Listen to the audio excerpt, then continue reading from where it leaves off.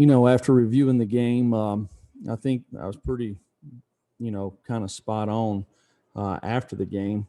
Just starting offensively, I thought it was probably our best performance, especially up front. I felt like we really kind of dominated the line of scrimmage there, created some explosive plays in the run game. I thought our backs ran extremely hard, and I thought our tight ends blocked well, and we blocked well on the perimeter.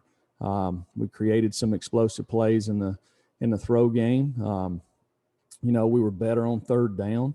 Thought we'd done a nice job getting in manageable third downs when we got behind the sticks a little bit. The one of the biggest plays in the game is obviously the interception down there. We kind of dominated the drive going down through there and made a mistake, and which turned in for points for the other team. I thought defensively, with the exception of one coverage, we made a mistake on there, and made a couple of mistakes on third down. I thought with the different things that they gave us, it done a pretty good job stopping the run. But to me, the big difference in the game defensively is getting off the field on third down. Couple of 3rd and 4 and 5s there that we didn't match some patterns the right way. Had a couple of chances to finish on the quarterback and didn't. They extended plays, and then in the kicking game, we really didn't create an advantage. We had one really good kickoff return, and we had one really poor one. I thought our kickoff coverage was fine. And then I thought Paxton Brooks continues to punt the ball well. And so that's a positive. So just looking at the game, I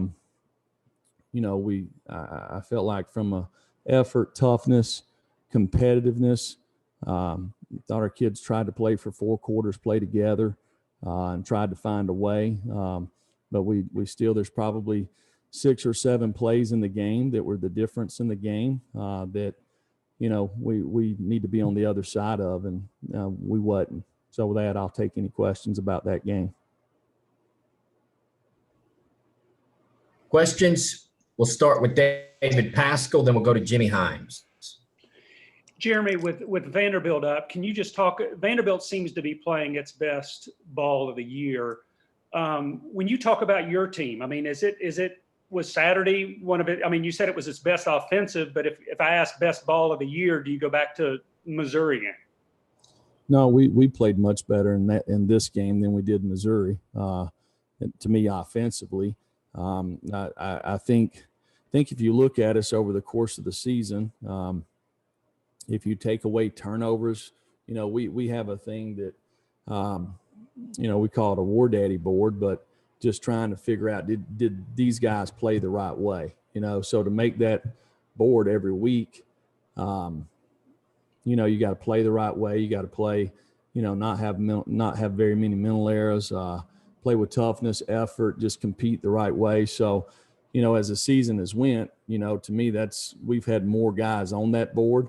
The one thing that, to me, that has really kept us from being where we want to be is we've made some critical mistakes in some games that has kept us from doing that. When you look at Vanderbilt, spent a lot of time on them yesterday, and I think offensively, they're spreading the ball around. They're playing fast. I think they got really good running backs, playing with a young quarterback that has gained some confidence as the season has went.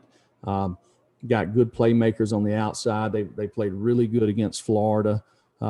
Had a chance to beat Mississippi State there a couple of weeks ago. So, Derek's teams always play hard.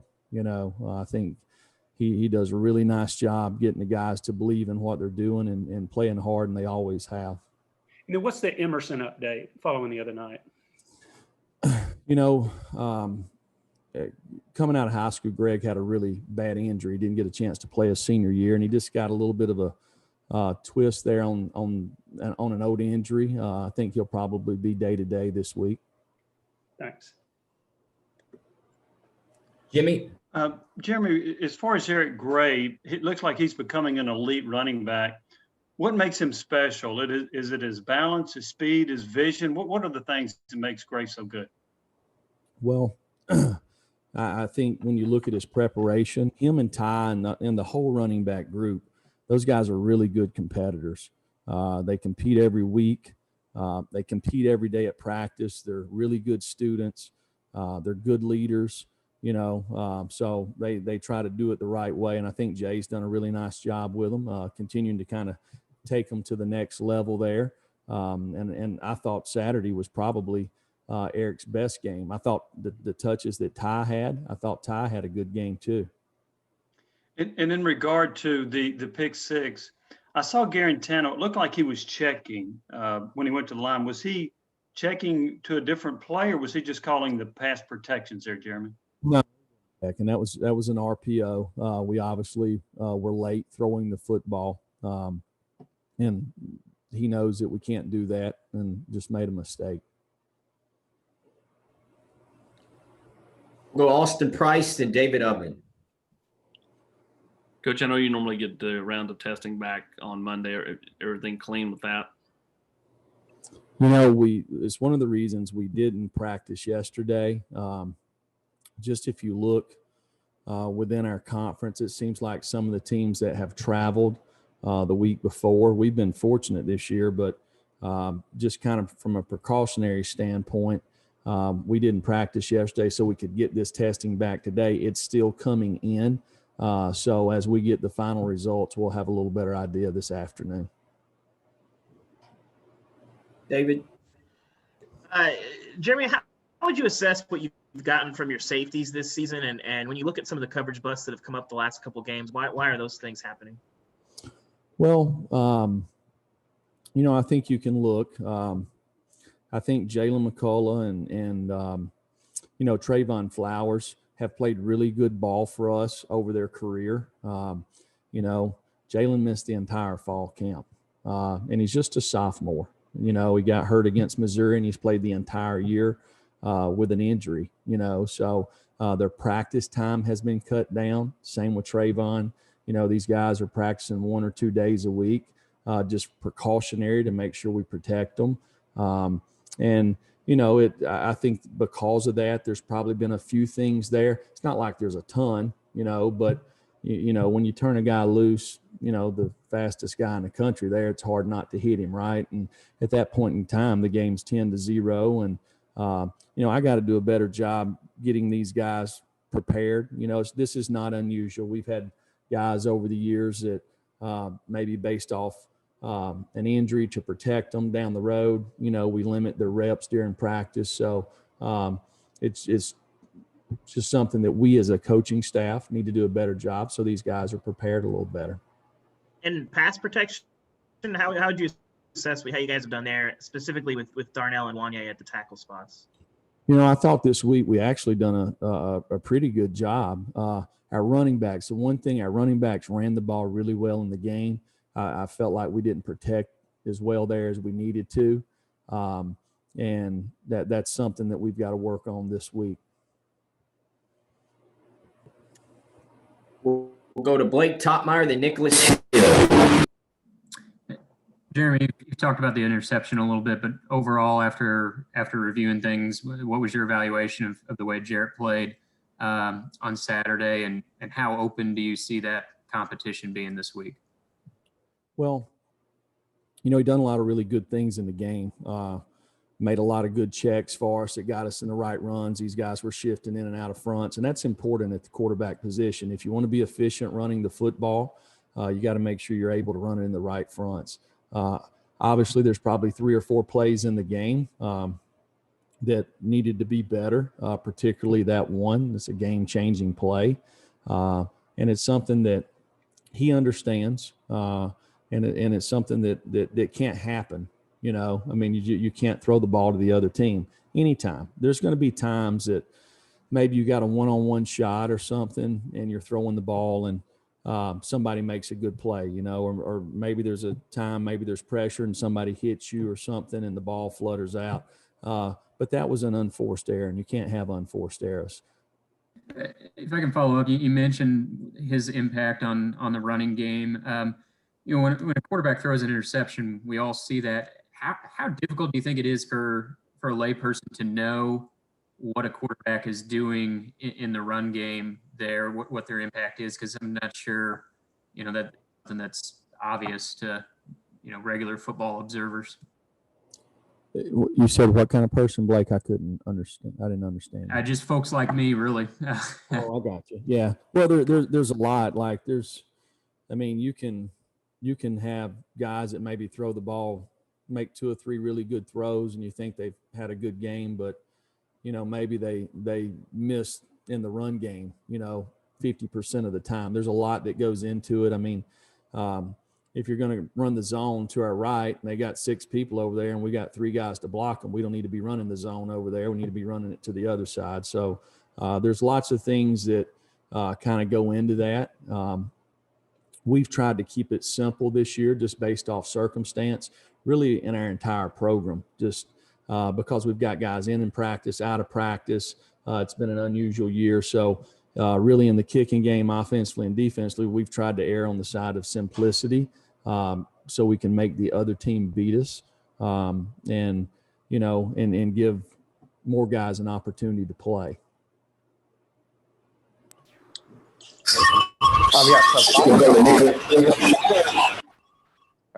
Following off the previous question a little bit, just after reviewing the film from Saturday, what was your assessment of Harrison Bailey's performance in the fourth quarter, especially on that touchdown drive? And just talk about his development from the time he stepped on campus, considering the weird offseason that you all had to now in terms of his development as a quarterback.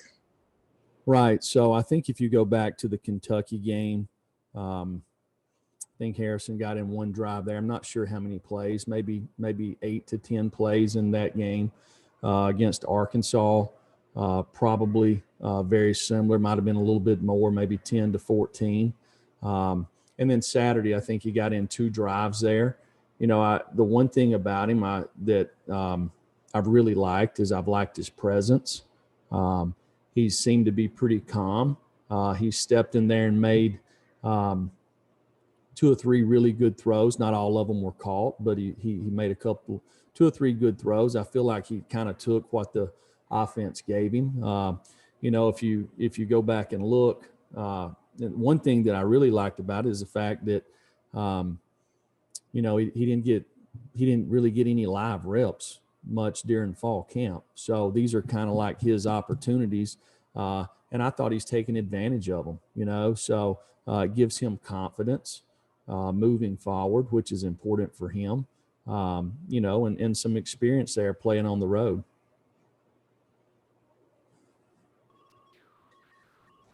And then Jimmy Hines. Coach, when it comes to pass coverage, how would you assess your secondary and linebackers' ability to recognize things pre-snap recognition? Well, it's interesting you say that, because it's my belief that before every play, there's lots of things that need to go through every defensive player's mind before the ball's ever snapped. What's the score in the game? What's the quarter? Where they at on the field? What's the down and distance? What personnel's in the game? Look at the formation. Does it, some teams change based off running backs, where the wide receiver locations. There's lots of things that go into that.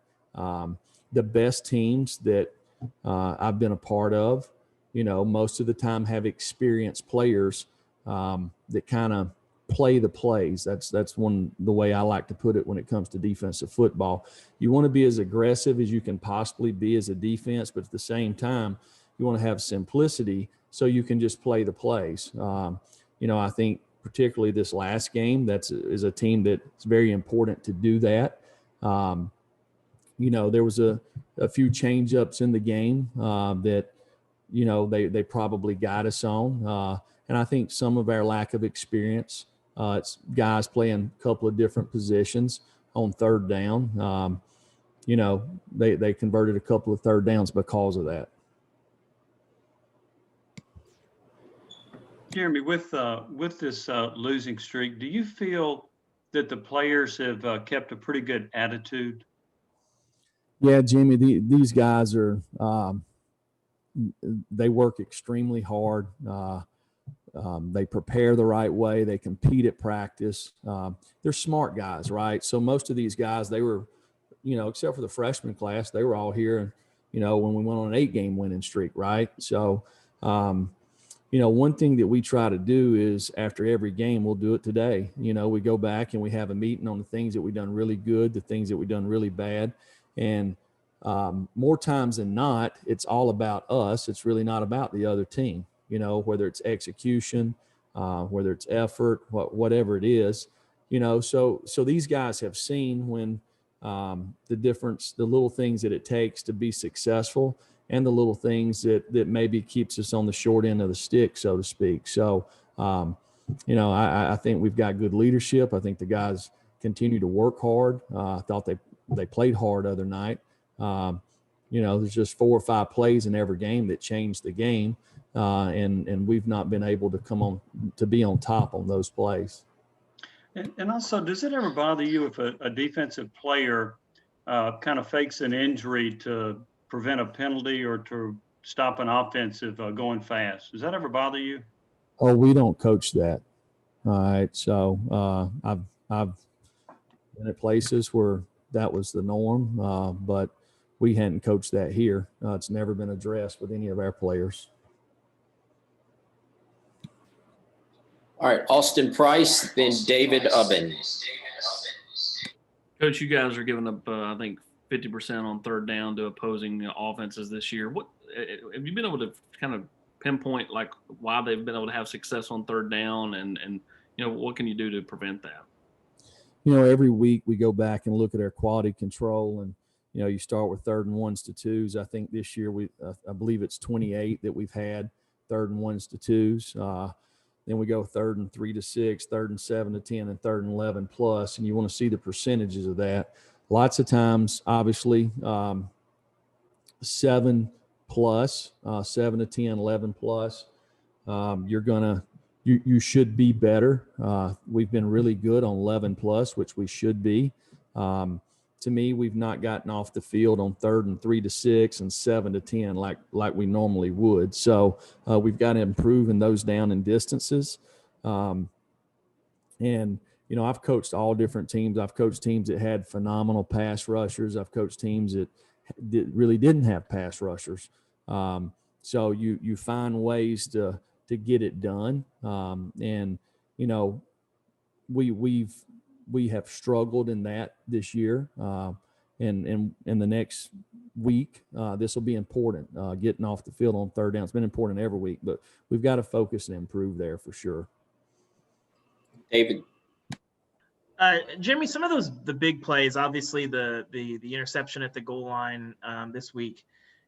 What's kind of your staff's understanding for why those things sort of continue to happen with Jarrett back there when he's played as much football as he has? Kind of what do you sort of see as the common theme with some of the mistakes that Jarrett's made this season? Well, I just know just particularly that when they're going all the way back, but just threw the ball late.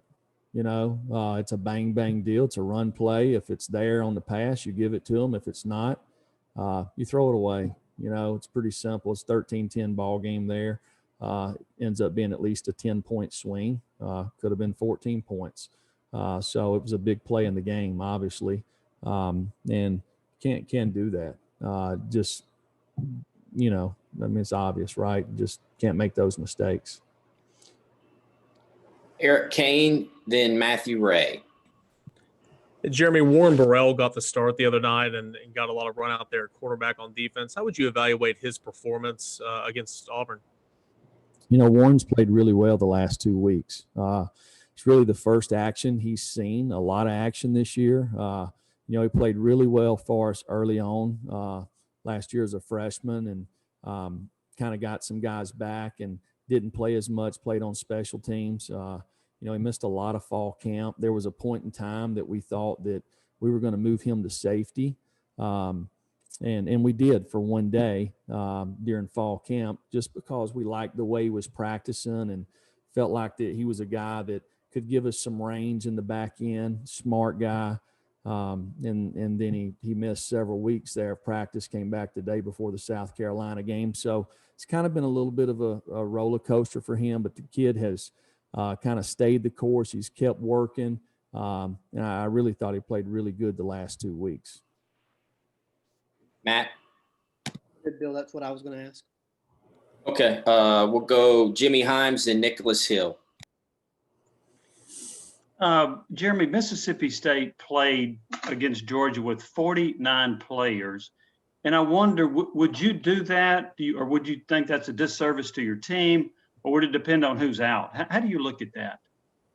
I think the first thing is just the safety of the players. You know, I mean, you might only have 5 guys out. You might have 80 scholarship guys, but what if all 5 of them are centers? You know, or I mean, I don't know. I think that's the first and foremost. You just got to look at the safety of the players, and I think every circumstance is obviously probably different.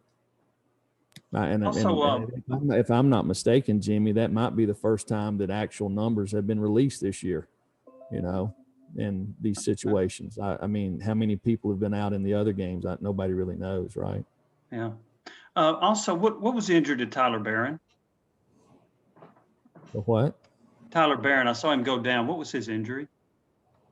I don't know that he had an injury.